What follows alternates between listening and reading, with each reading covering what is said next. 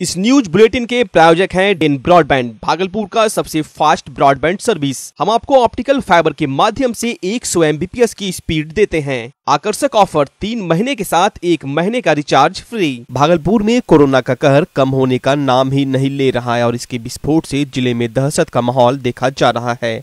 स्वास्थ्य विभाग के आज के अपडेट के अनुसार जिले में 81 नए संक्रमित मरीज मिलने के बाद जिले में भय का माहौल देखा जा रहा है और संक्रमित मरीजों का आंकड़ा बढ़कर 1800 को छू लिया है। इस बार भी संक्रमण की जद में भागलपुर के शहरी क्षेत्र के लोग आए हैं, जिसमें बड़ी संख्या में अस्पताल कर्मी, पुलिस कर्मी, बैंक कर्मी और कई सरकारी विभाग के कर्मचारी शामिल हैं। जिले में मौत का आंकड़ा बढ़कर 21 पहुंच चुका है। कोरोना के बढ़ते प्रभाव को देखते हुए लोग काफी शंकित और भयभीत हैं और यह वायरस काफी तेजी से जिले में फैल रहा है।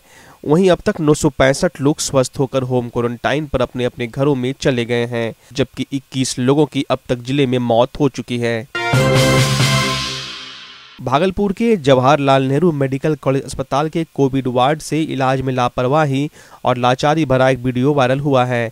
कटिहार में कोरोना मरीज इलाज के लिए भर्ती हुआ था। कोविड वार्ड में इलाज नहीं होने से कुपित परिजन ने जबरन अपने मरीज को ट्रॉली समेत बाहर निकाल लिया, जबकि नियमानुसार कोविड-19 एक्ट के तहत कोविड वार्ड से दुरुस्त होने के बाद या मौत हो जाने के बाद ही रिलीज किए जाने का प्रावधान है। लेकिन जवाहरलाल नेहरू अस्पताल के प्रबंधन की कुव्यवस्था से आजिज होकर ये जो वीडियो वायरल हुआ है वह सरकारी व्यवस्था की पोल खोल रही है। अस्पताल प्रबंधन ने परिजनों की दबंगई को लेकर एसएसपी और एडीएम से सुरक्षा की गुहार भी लगाई है। हालांकि इलाज के लिए सिलीगुड़ी ले जाने के क्रम में कटिहार के पीड़ित व्यक्ति की मौत रास्ते में ही हो गई। भागलपुर जिले में बढ़ रहे कोरोना के संक्रमण को देखते हुए जिला प्रशासन और स्वास्थ्य विभाग की पहल पर शहरी क्षेत्र के 5 सेंटरों सहित जिले के कुल 8 सेंटरों पर रैपिड एंटीजन टेस्ट की प्रक्रिया प्रारंभ की गई। भागलपुर के शहरी क्षेत्र में जवाहरलाल नेहरू मेडिकल कॉलेज अस्पताल, सदर अस्पताल, प्राथमिक स्वास्थ्य केंद्र मोहद्दीनगर, प्राथमिक स्वास्थ्य केंद्र रकाबगंज, प्राथमिक स्वास्थ्य केंद्र हुसैनाबाद सहित अनुमंडलीय अस्पताल नौगछिया, अनुमंडलीय अस्पताल कहलगांव और रेफरल अस्पताल सुल्तानगंज में स्वास्थ्य विभाग के मोबाइल टीम के द्वारा सैकड़ों कोरोना के संदिग्ध मरीजों की जांच की गई। मोबाइल टीम में एक्सपर्ट डॉक्टर के साथ साथ स्वास्थ्य विभाग के पैथोलॉजी के कर्मी भी शामिल थे। प्रशासनिक उदासीनता और जनप्रतिनिधियों की लापरवाही के कारण बिहार और झारखंड का पहला स्मार्ट सिटी भागलपुर अपनी बदहाली का रोना रो रहा है।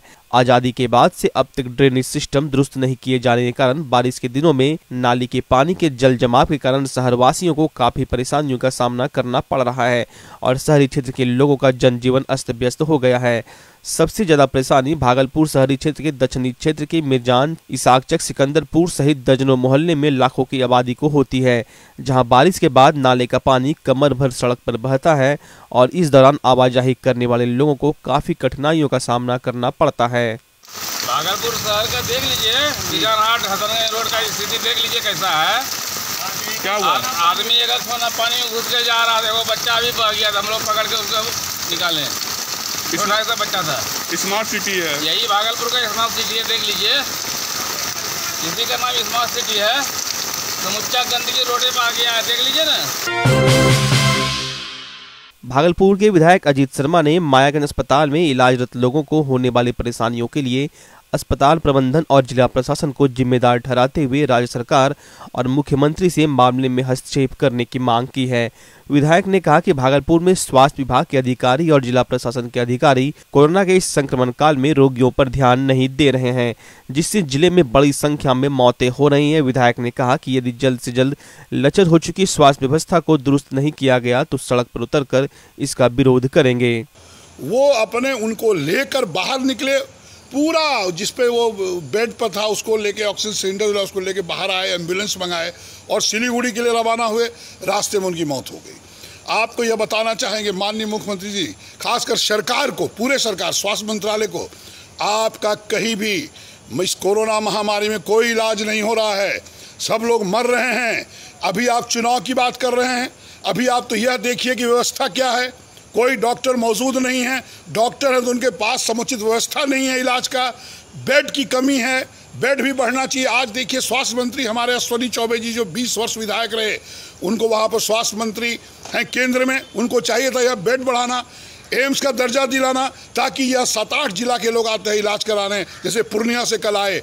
ये व्यवस्था बिल्कुल लचर है और मैं सरकार को आग्रह करता हूं कि अगर आप इस पर सुधार नहीं करेंगे, हम जनप्रतिनिधि को सड़क पर उतरने के अलावा कोई काम नहीं बचेगा, उसका विरोध करेंगे।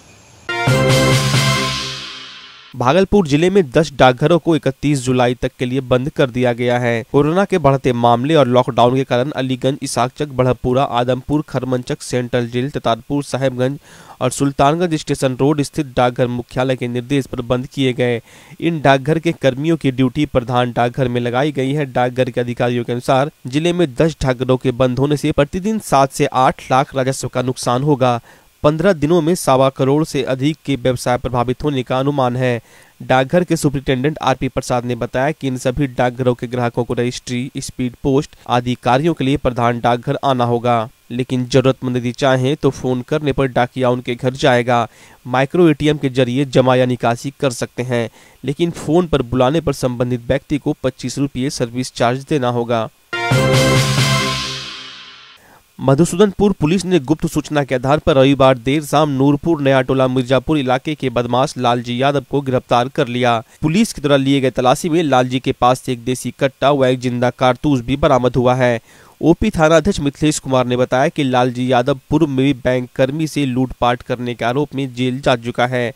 रविवार देर शाम गुप्त सूचना मिली कि आरोपी हथियार के साथ इलाके में घूम रहा था।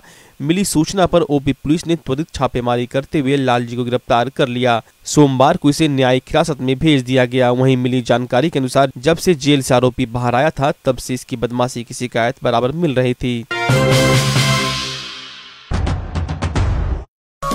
Alice Bihar business park Bhagalpur Dumka highway पर 30 feet main road, 20 feet branch road के साथ इंडस्ट्रियल और रेसिडेंशियल प्लॉट्स एक साथ,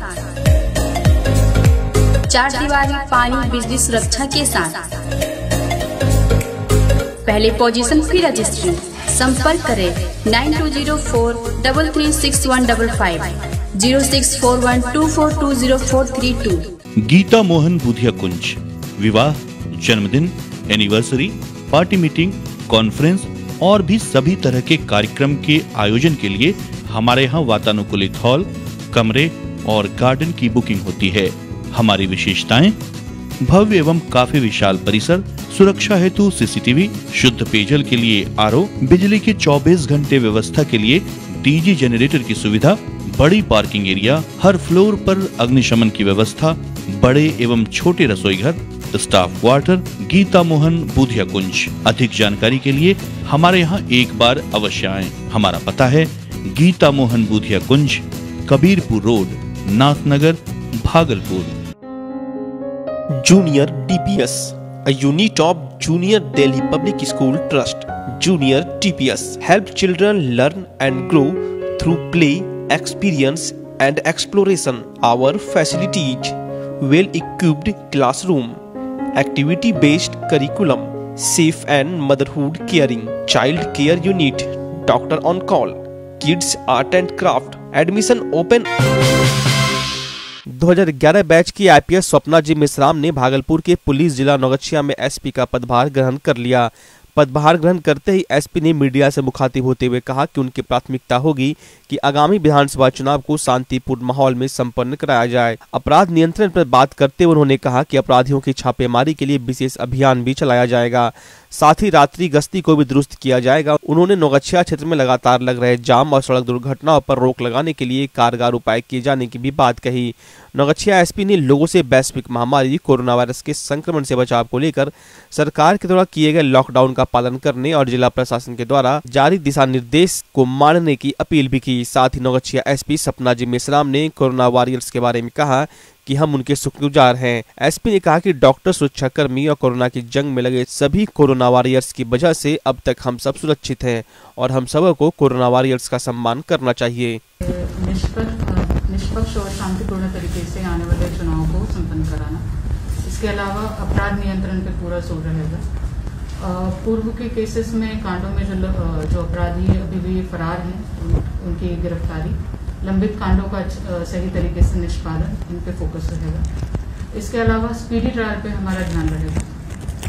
यहाँ पे काफ़ी सारे क्रिमिनल गैंग्स हैं जो हाल ही में जिनके अरेस्ट वगैरह हुए हैं, तो उनके खिलाफ जो है स्पीडी ट्रायल चला के उनको जल्द से जल्द सज़ा दिलाने की जो है वो कोशिश रहेगी। इसके अलावा जो यातायात एक यहाँ का एक मेजर प्रॉब्लम है, जो ट्रैफिक एक मेजर प्रॉब्लम है, तो कोशिश रहेगी कि जो हमारे नेबरिंग जिले हैं इनसे समन्वय साध के जो है यातायात का बेहतर संधारण किया जा सके।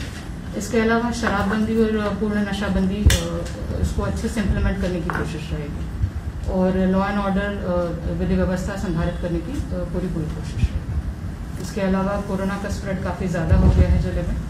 हम आम जनता से यही अपील करेंगे कि अपने घरों में रहें, आवश्यकता होने पे ही घर से बाहर निकलें। जब भी आप घर से बाहर निकले फेस मास्क का यूज़ करें, सोशल डिस्टेंसिंग का पालन करें और जो भी प्रशासन की तरफ से जो भी गाइडलाइंस दी जाती हैं उनको अच्छे से पालन करें ताकि कोरोना को हम कंट्रोल कर सकें। भागलपुर डाक विभाग के द्वारा स्वतंत्रता दिवस के मौके पर स्टाम्प डिजाइन प्रतियोगिता का आयोजन कराया जा रहा है।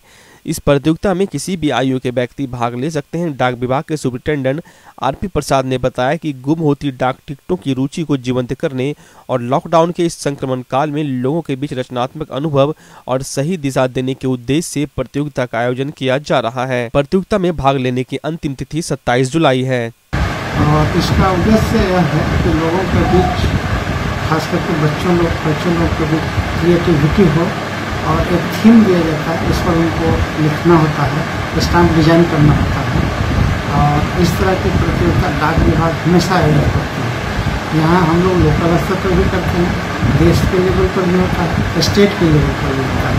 अभी जो चल रहा है स्टाम्प डिजाइन वह UNESCO world heritage sites in India cultural, यही थीम है। इस थीम पर स्टाम्प डिजाइन करना है, बच्चों को प्रोत्साहित करना है, इसमें प्राइज भी दिया गया है।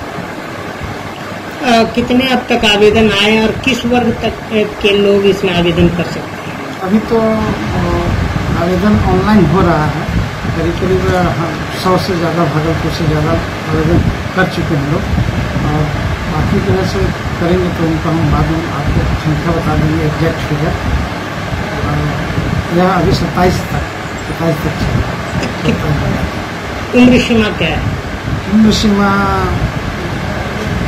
अलग अलग है, कैटेगरी है।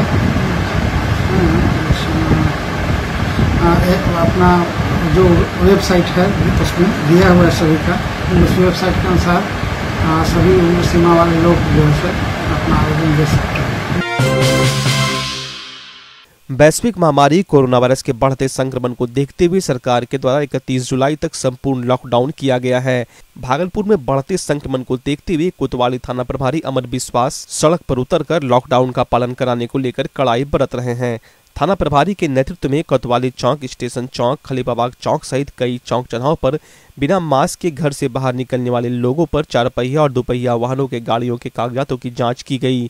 इस दौरान बड़े पैमाने पर जुर्माना भी वसूला गया और लोगों से जिले में बढ़ रहे कोरोना के बढ़ते संक्रमण को देखते हुए लॉकडाउन का कड़ाई से पालन कराने को लेकर अपील भी की गई। जिले में हो रही लगातार बारिश से लोगों को उमस भरी गर्मी और चिलचिलाती धूप से राहत मिली है।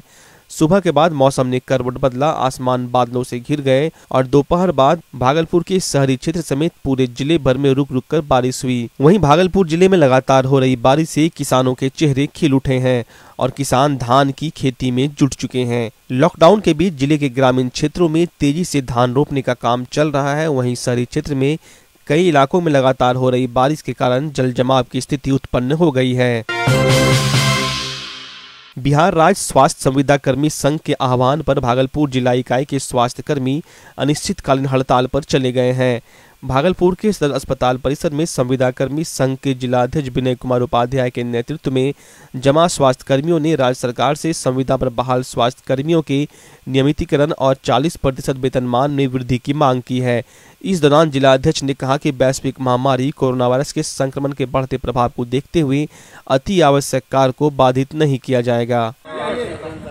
मुख्य मांग है एनएचएम कर्मी जो भी हैं उनका मुख्य मांग है कि नियमितीकरण होना चाहिए और नियमितीकरण होने तक कम से कम 40% सबका वेतन वृद्धि होना चाहिए।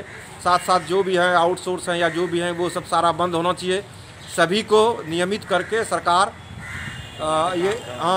और सबका जो है सो जितने भी हम लोग संविदा कर्मी हैं, कोई भी आदमी, हर आदमी अपने अधिकार की लड़ाई के लिए लड़ रहा है और सरकार से को ये बाध्य होकर हम सबको नियमित करना होगा। इस मांगों को लेकर हम आज से समर्थन हड़ताल कर रहे हैं और ज़रूरी सेवा को हम लोग बाधित नहीं कर रहे हैं। ज़रूरत पड़ने पे हम आम जनता के लिए हमेशा तैयार हैं और उसके सहयोग के लिए काम करेंगे। क्योंकि सरकार को भी हमारी मांगों को एक बार सहानुभूति पूर्वक विचार करते हुए मांग को मानना चाहिए।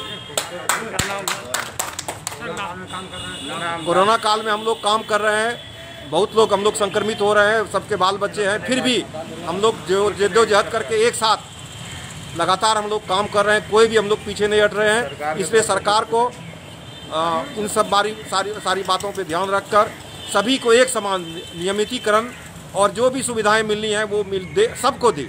ये नहीं किसी को कुछ, किसी को ये नहीं चलेगी। हम लोग सब एक साथ काम कर रहे हैं, नियमित संविदा सबको एक समान, जो भी प्रोत्साहन राशि या जो भी अन्य सरकार घोषणाएं कर रही है वो सब दे और हम इसी मांगों के साथ में हम लोग एकजुट हैं और आगे इसकी लड़ाई जारी रहेगी।